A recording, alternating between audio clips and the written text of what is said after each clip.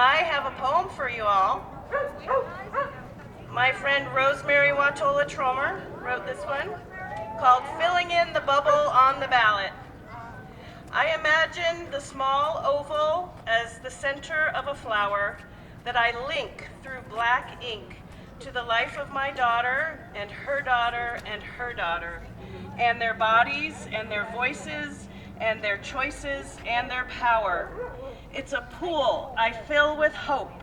It's a note in a rising tune, a pupil widening in the dark, a moon that I make new.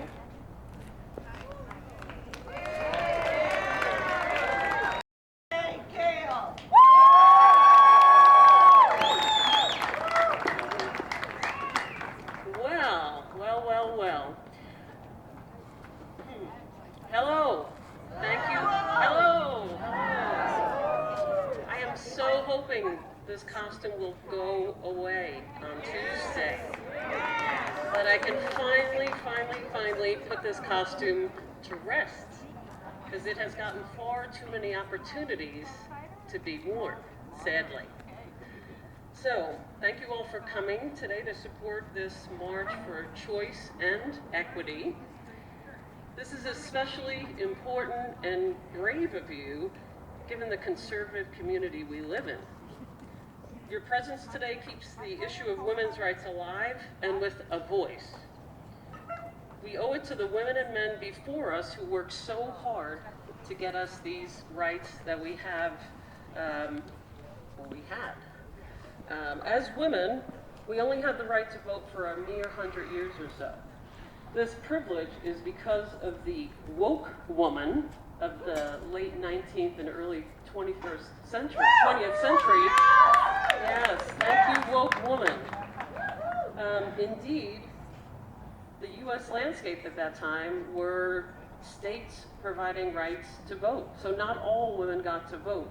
So it took a collective effort that took approximately 70 years of blood, sweat, and tears to get women across the U.S. the right to vote. So, the thought that now our reproductive rights are decided on by states is wholly not okay. That is not in the spirit of being a nation or a country, that some people would have different privileges than others. Yes. We as a nation have decided the legal age to be drafted, to be married, to buy alcohol, to buy a weapon, to prohibit child labor. We cannot allow reproductive rights to be a state decision.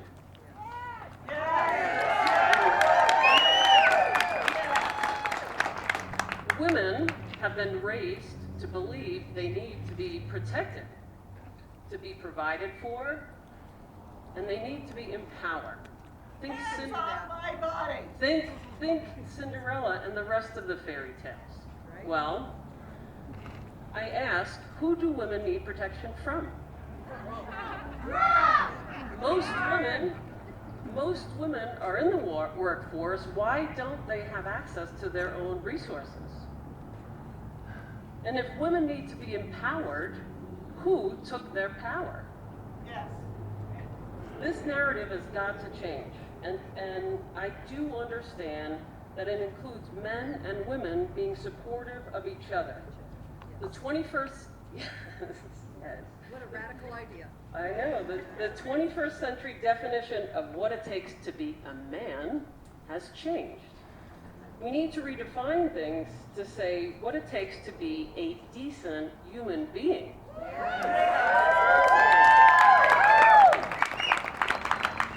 We should see ourselves the same, and talk and respect each other equally as men and women, regardless of the color of your skin or the person you choose to love.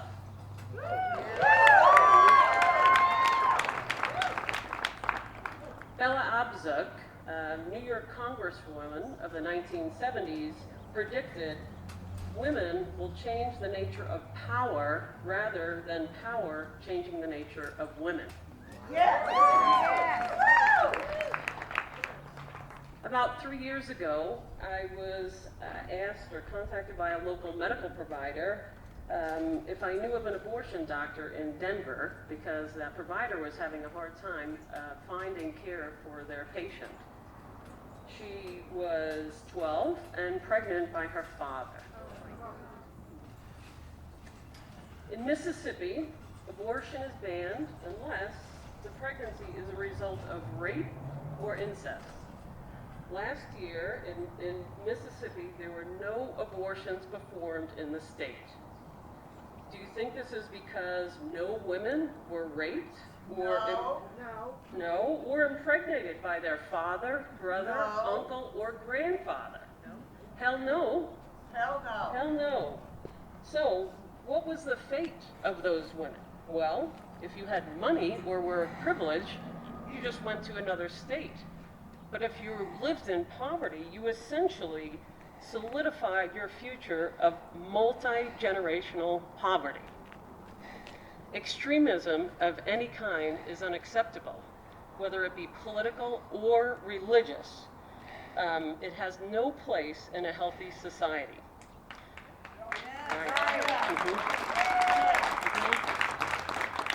Where it does exist, women bear the greatest harm and suffering.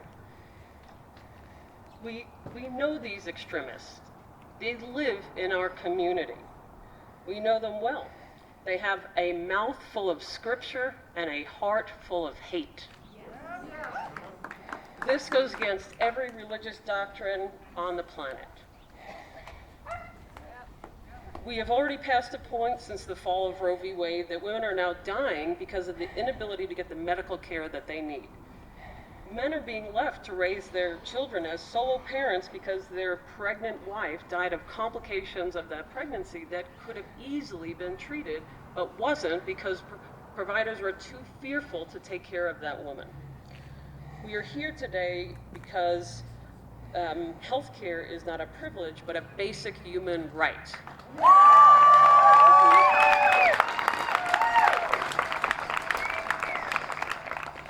In Louisiana, for Black women, they have a higher infant and maternal child mortality rate than some third world countries in Africa. And if you're a Black woman in the US, you have twice the risk of dying in pregnancy than your white counterpart. These are absolutely unacceptable statistics. So these new laws that have come into place will not only affect women, but it'll affect society as a whole. Because women don't exist in a bubble. Everybody's got a mother, and most people have friends, girlfriends, aunts, aunties, etc. So this is going to have a giant impact throughout society and not confined to women. So, be bold. These are dangerous times. Our rights and hard-won freedoms that form the democratic world order are threatened from within, not an external enemy. Don't be afraid to use your voice, to support each other, to call out injustice when you see it, or to question those who say no. When the basic concept of science, the rule of law, truth, and democracy itself is challenged, it's time to rise up and reclaim the moral ground.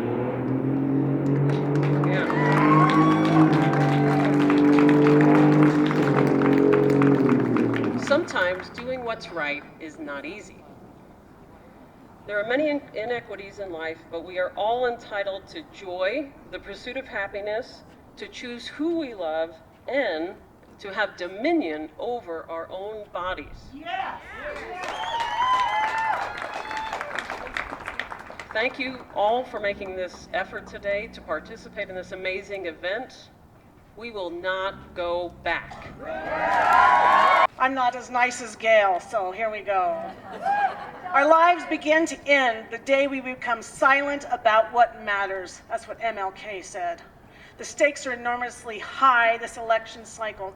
We got to do something. We have to fight. We have to stand up. The stakes are enormously high, and if we do not stand together and help each other and fight, this isn't going to work.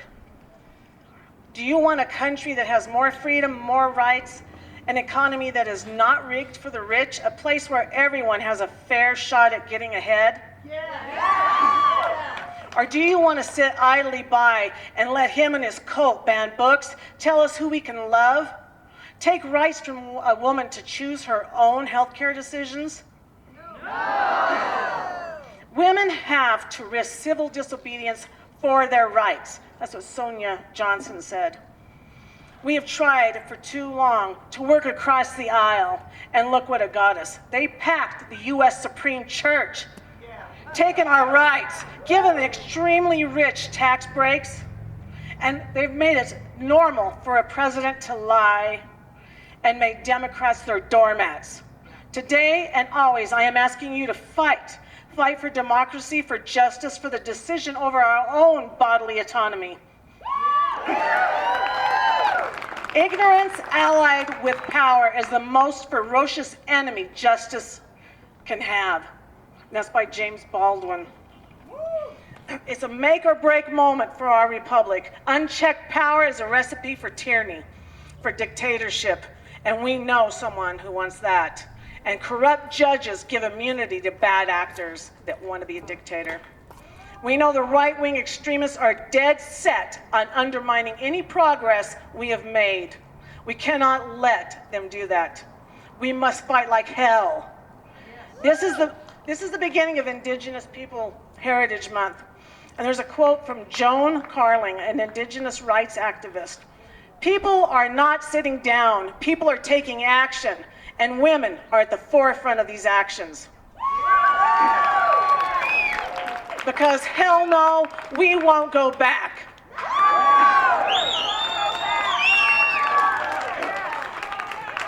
No, we won't.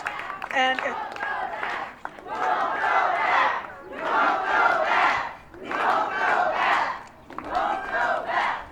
hell no, we won't.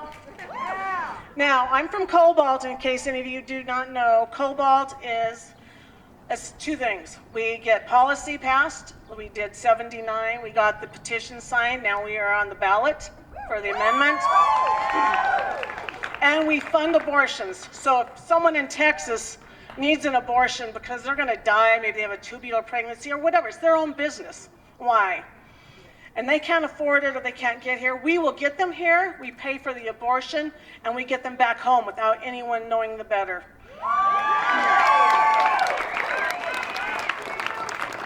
Cobalt needs everyone to help. That's what it's going to take. It's going to take a village. So I hope you know, hell no, we won't go back.